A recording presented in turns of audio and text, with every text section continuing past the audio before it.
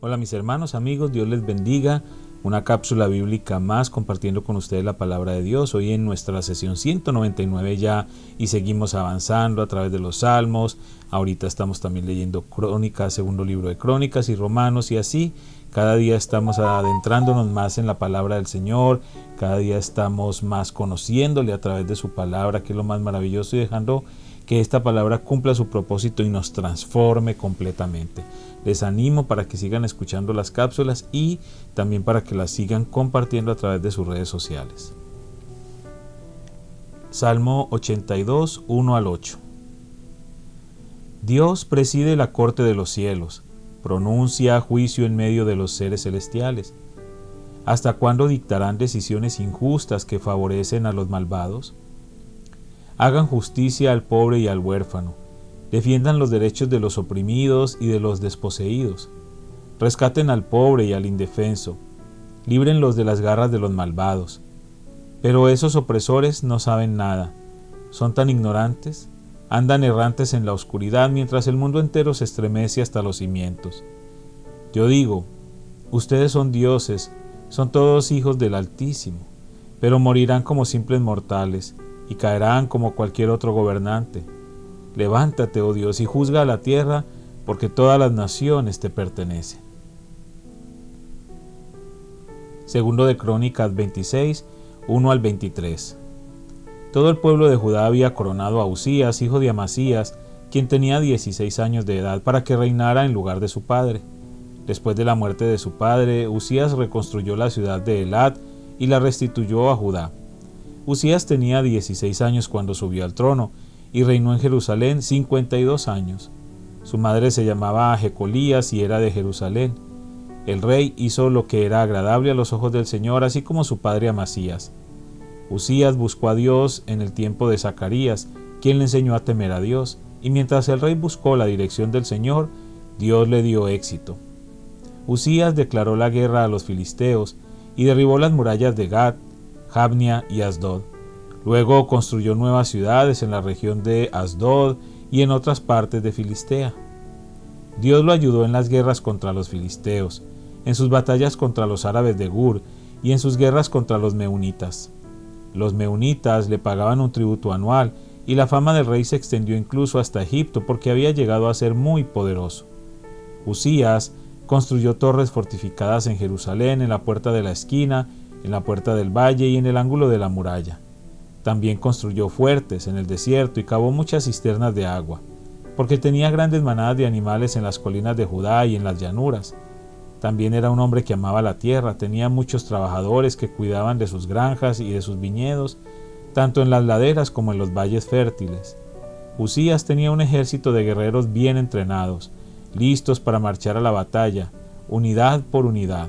Este ejército había sido reunido y organizado por Jehiel, el secretario del ejército, y por su ayudante Maaseías. Estaban bajo el mando de Ananías, uno de los funcionarios del rey.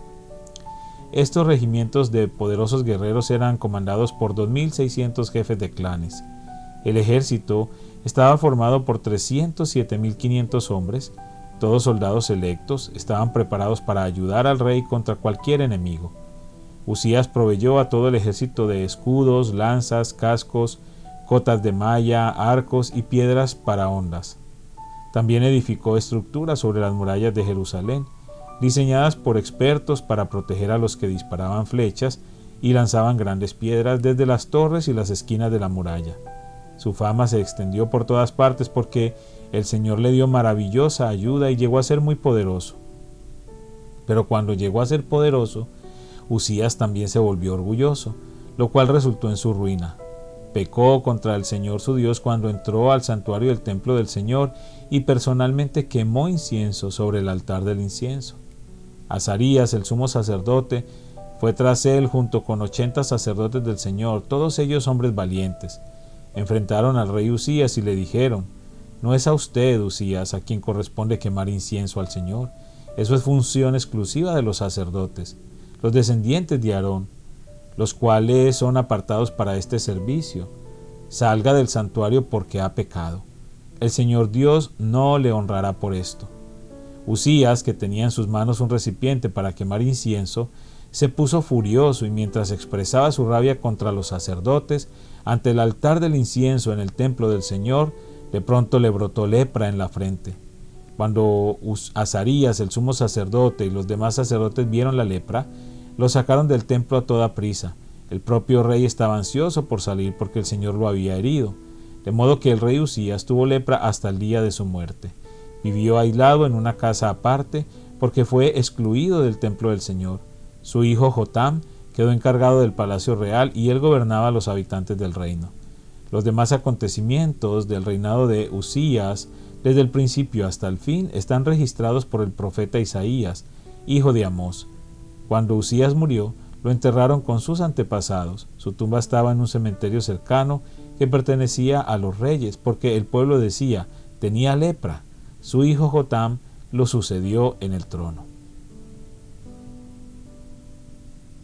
Segundo de Crónicas 27 del 1 al 9. Jotam tenía 25 años cuando subió al trono y reinó en Jerusalén 16 años. Su madre se llamaba Jerusa y era hija de Sadoc. Jotam hizo lo que era agradable a los ojos del Señor. Hizo todo lo que había hecho su padre Usías, solo que Jotam no pecó porque no entró en el templo del Señor. Pero el pueblo continuó con sus prácticas corruptas. Jotam reconstruyó la puerta superior del templo del Señor.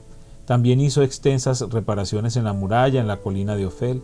Edificó ciudades en la zona montañosa de Judá y construyó fortalezas y torres en las zonas boscosas. Jotam entró en guerra contra los amonitas y los venció. Durante los 3 años siguientes recibió de ellos un tributo anual de 3.400 kilos de plata, 50.000 canastas de trigo y 50.000 canastas de cebada. El rey Jotam llegó a ser muy poderoso porque procuró vivir en obediencia al Señor su Dios.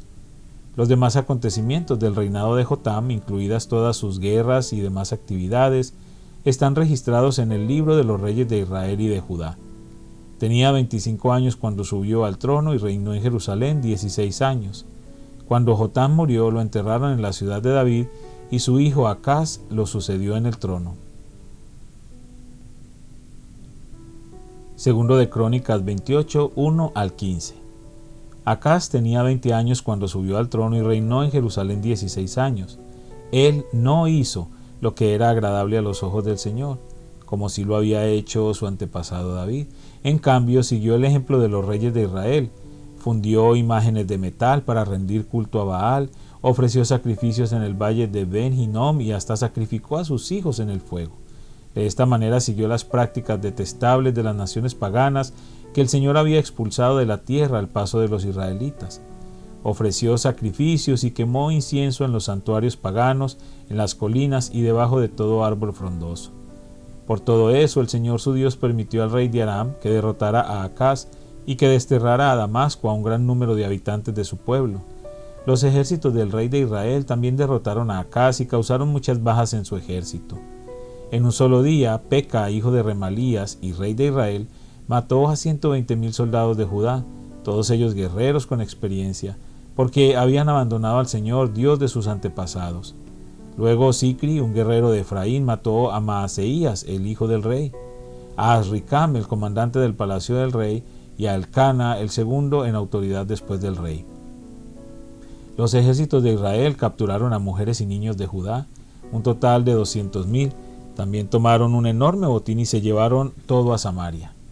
Ahora bien, un profeta del Señor llamado Obed estaba allí en Samaria cuando el ejército de Israel volvía.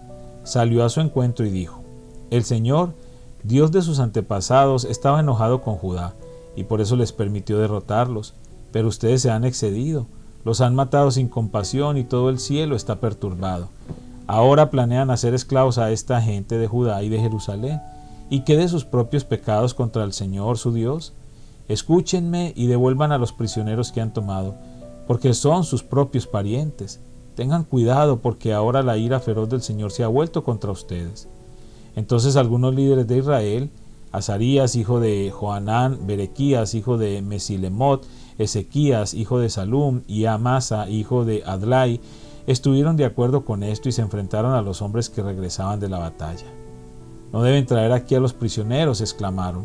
De ninguna manera nos conviene aumentar nuestros pecados y culpas.